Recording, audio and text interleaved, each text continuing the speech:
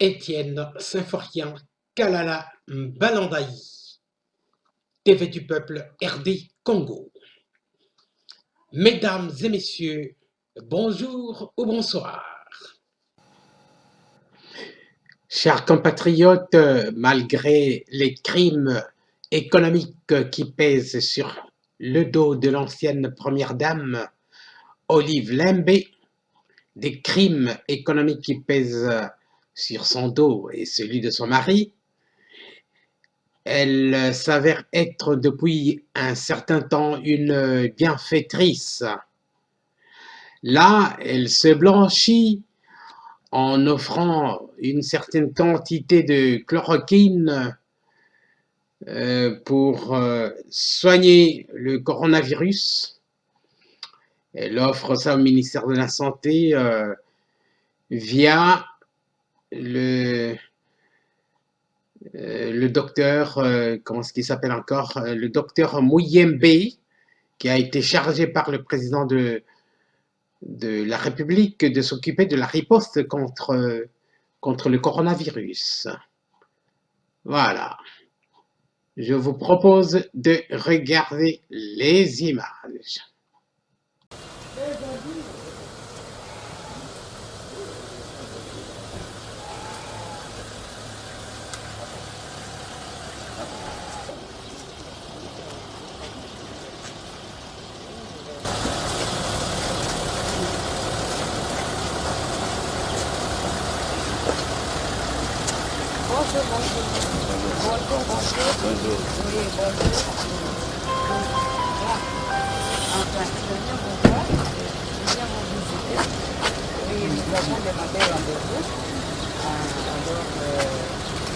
Nous allons venir après vous.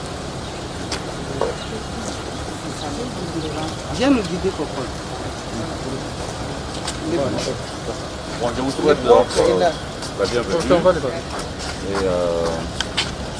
ici, nous nous préparons donc à la lutte contre cette pandémie.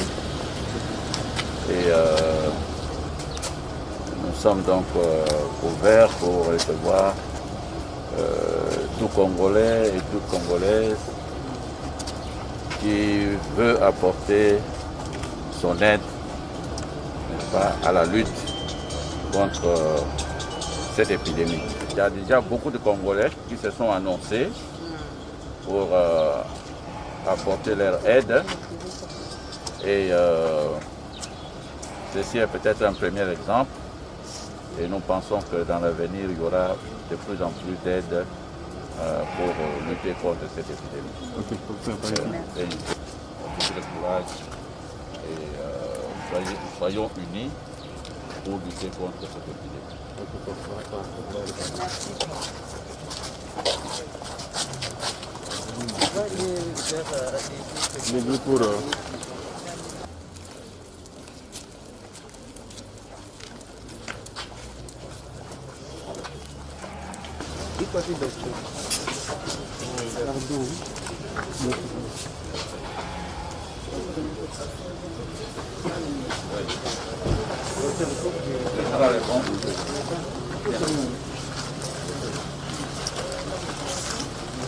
Bon, la situation est plus urgente. Vous voyez, le nombre de cas n'a pas augmenté.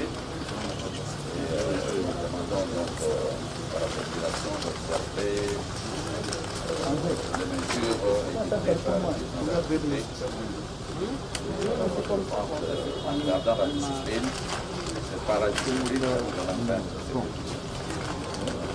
Et vraiment, soyons unis et ayons le même langage.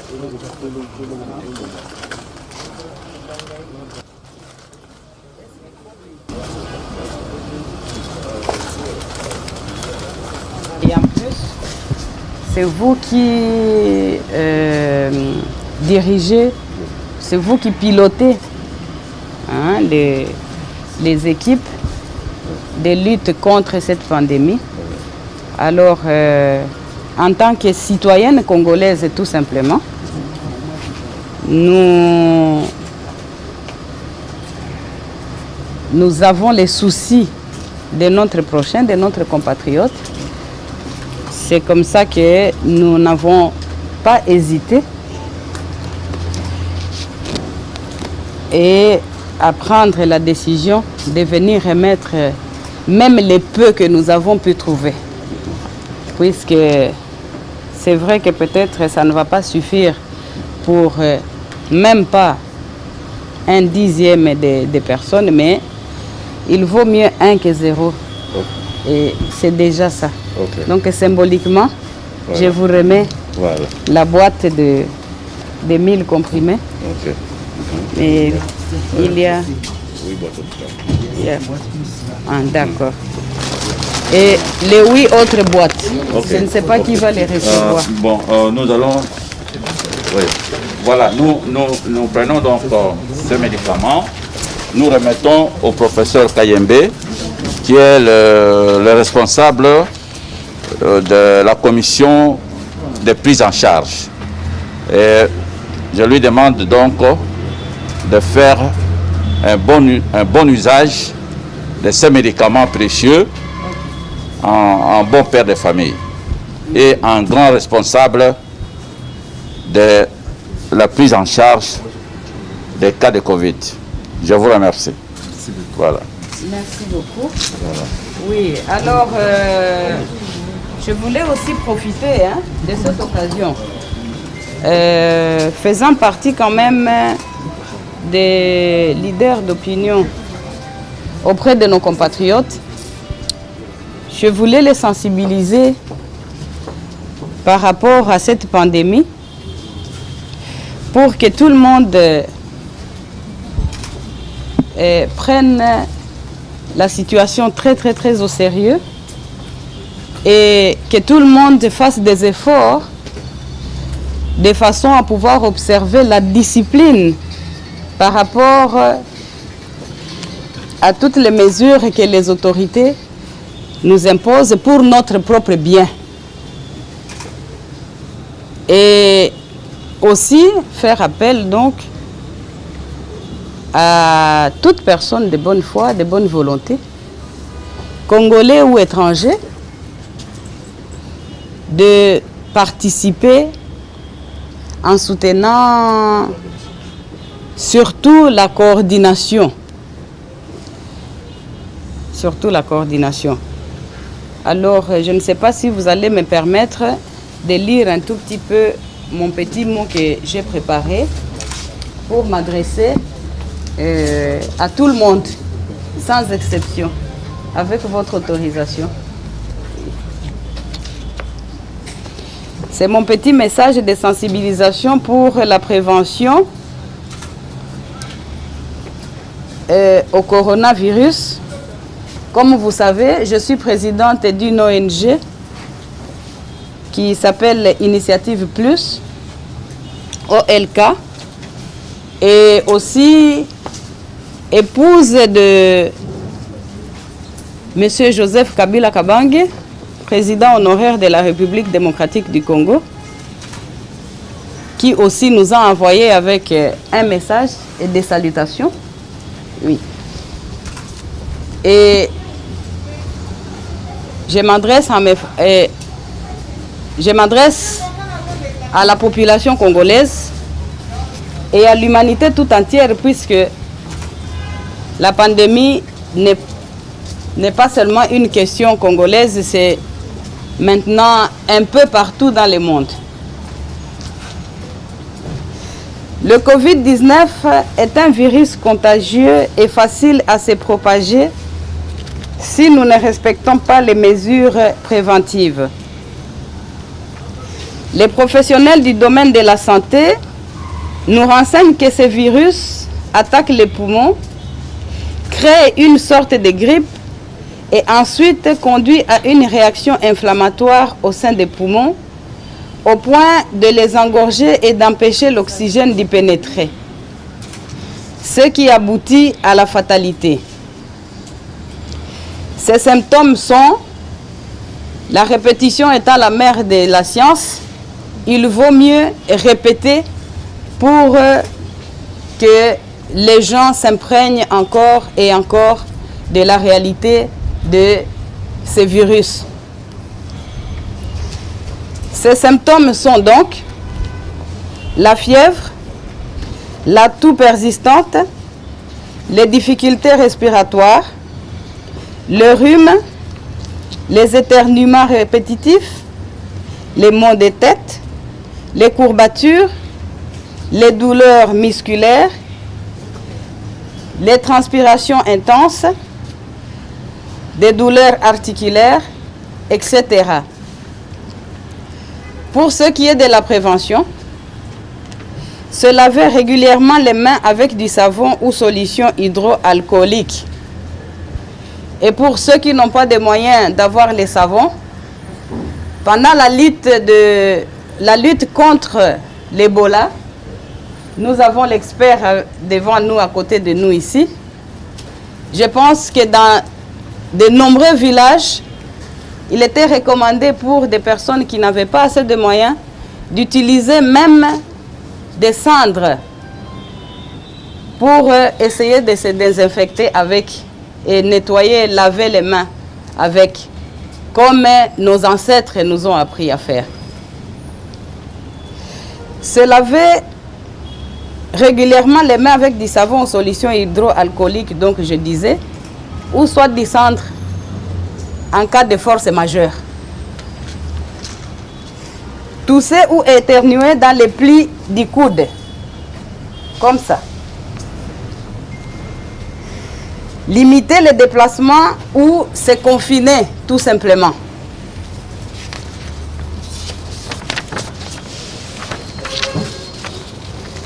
Limiter au maximum les contacts. Utiliser les mouchoirs à usage unique.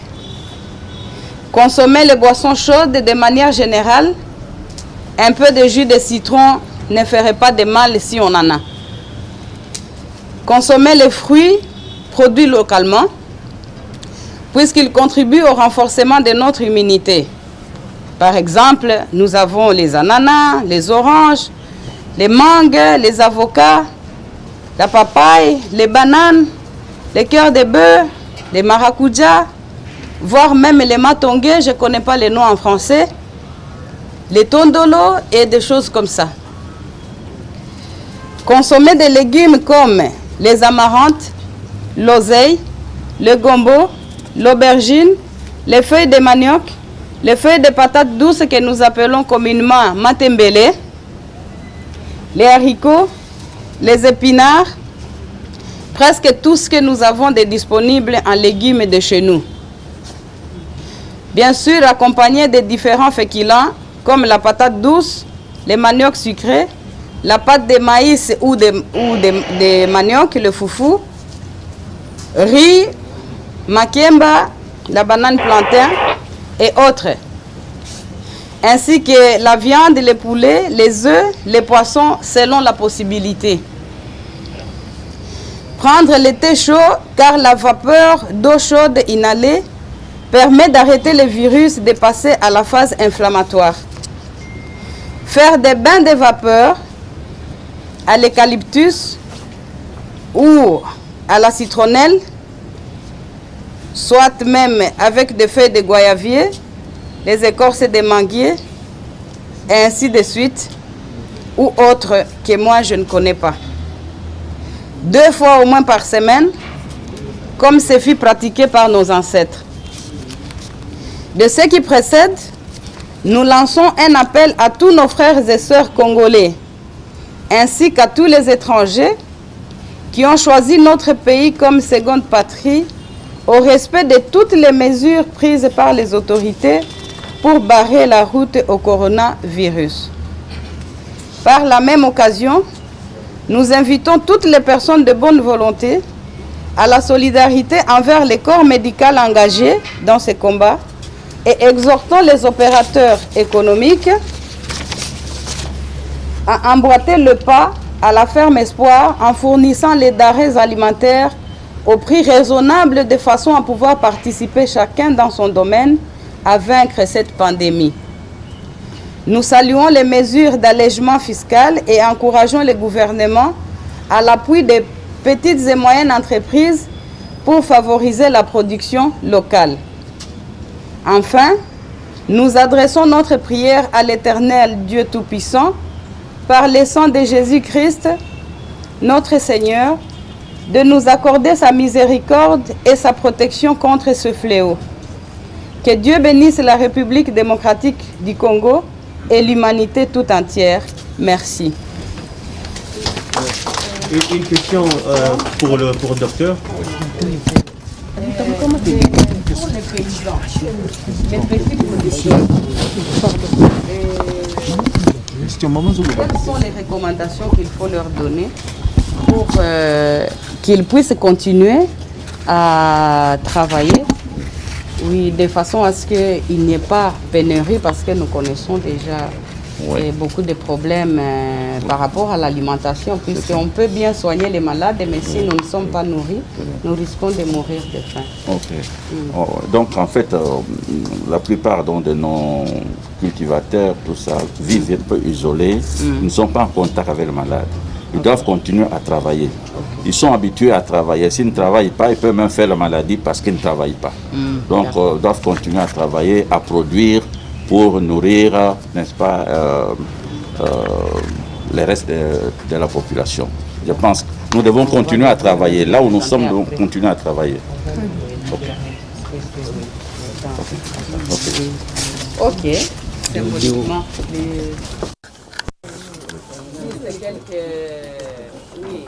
quelques denrées, oui, pour les Merci. Encore une fois, voilà, professeur, pour le personnel. Alors, merci beaucoup, docteur. Oui, merci beaucoup.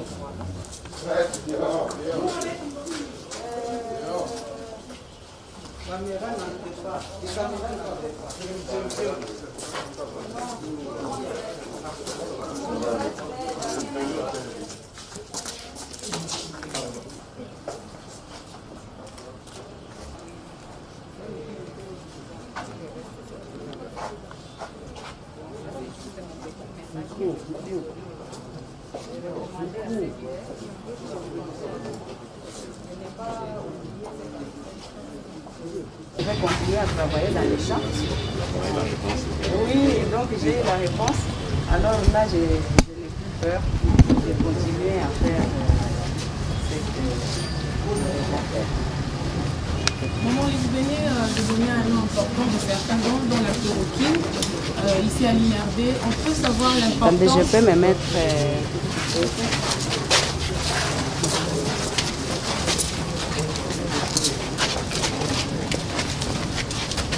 Oui. Peut-on connaître l'importance de ce geste que vous venez de poser aujourd'hui? Merci beaucoup pour la question et bonjour tout d'abord. À votre avis, est-ce que c'est vraiment une question à poser de chercher à savoir l'importance de la chloroquine aujourd'hui? Puisque un peu partout, nous apprenons à partir de quelques professionnels du domaine de la santé que le Covid-19 se soigne par la prise de la chloroquine et l'azithromycine. L'azithromycine, voilà, l'azithromycine. Hein? Alors, de toutes les façons, tous ceux qui peuvent en posséder, s'il vous plaît, donnez-les ou vendez-les à un prix raisonnable, de façon à ce que nos frères qui sont contaminés puissent en profiter et guérir, puisque personne ne peut vivre sur la terre tout seul. En dehors de cela, on a vu d'autres produits vivriers, de produits que vous avez donnés au personnel soignant, c'est pourquoi? Mais c'est pour les soutenir et les encourager. Les encourager dans ce qui nous rendent comme service. Hein? C'est vraiment pour les soutenir. Seulement pour les soutenir. Juste une petite pensée à cette catégorie-là de personnes qui nous prennent en charge. Hein? Quand nous arrivons dans les hôpitaux, ce sont eux qui sont les premiers exposés. Hein? Monsieur le Kabila, vous venez de poser un geste louable. Peut-on savoir, la boîte contient combien de fonctionnaires? Elle peut soigner à peu près combien de patients? Ah, ça c'est une question peut-être que les professeurs soient... C'est une question technique, madame. Vous dire, elle va soigner combien de patients, vous me poussez là à provoquer l'automédication contre laquelle nous devons lutter aussi. Les professionnels de santé auprès de qui vous vous adresserez ont des schémas bien établis et savent comment prescrire cette chloroquine. Je pense que ce n'est pas une question qui mérite une réponse sur la place publique.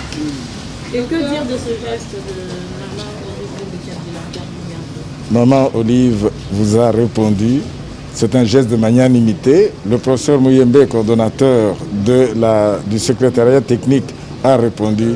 C'est un geste totalement louable, un geste de solidarité nationale qui mériterait en tout cas d'être suivi.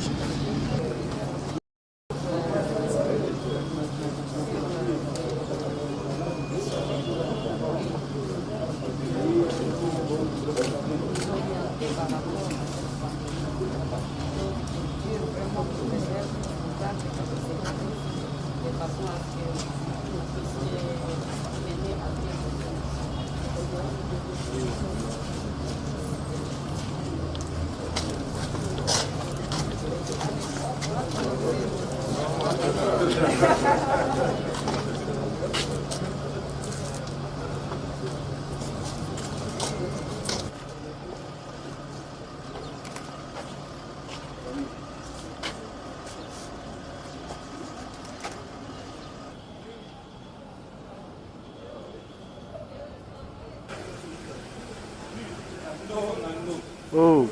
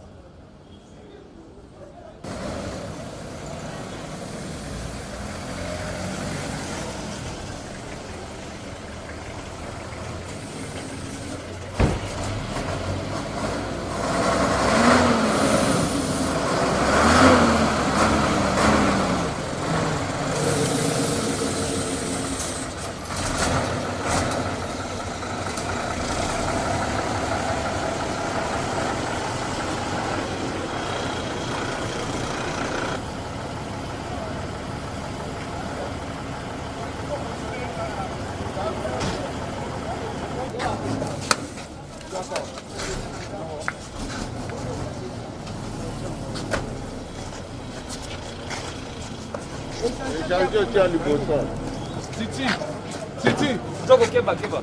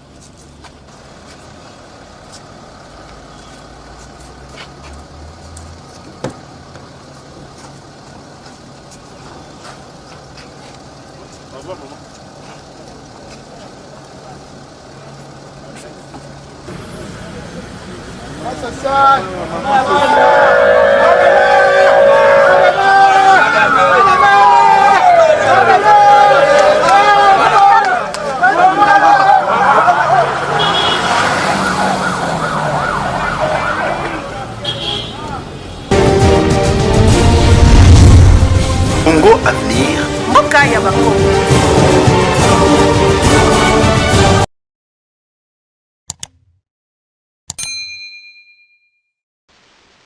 Alors, chers compatriotes, au revoir. Butikala malamu, benubika na mbote. Wandugu wapenzi, tunamaliza, tutaonana kesho Pampangi ya mono ya Luzolo. Benubika na mbote, betu tamalana mbasi. Bana betu basuive, shala ibib, nitu munana. Chikondo chikwabu ku video mukwabu. Ana lengo amboshila.